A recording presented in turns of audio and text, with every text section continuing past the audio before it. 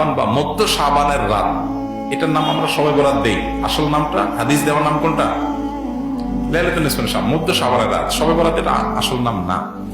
যাই হোক, তো এই মধ্য শাবানের রাতের ফজিলত সাব্যস্ত হয়, কিন্তু এইটাকে আমরা যেভাবে যারা পালন করি তারা যেভাবে ঘটা করে করি, যেমন সারা রাত জেগে ইবাদত করা আল্লাহর ক্ষমা লাভের জন্য বা মাগফিরাত লাভের জন্য, যাতে মাগফিরাত হয়, গুনাহে ক্ষমা হয়, সেটা আপনি চেষ্টা করছেন। এটা আপনার ব্যক্তিগত অ্যাপ্রোচ থেকে আপনি করলেন।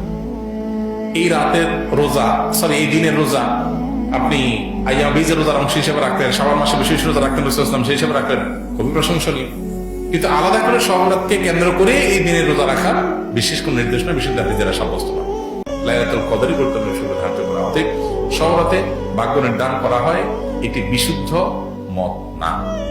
তবে এ রাতের বিশেষ কোন নামাজ, বিশেষ নামাজের সংখ্যা, বিশেষ সূরা, এরকম কোনো কিছু সাব্যস্ত না। এরকম কিছু সাব্যস্ত আছে মনে করলে বরং বিদআত হবে, যে এত রাকাত পড়তে হবে, এই সূরা দিয়ে পড়তে হবে।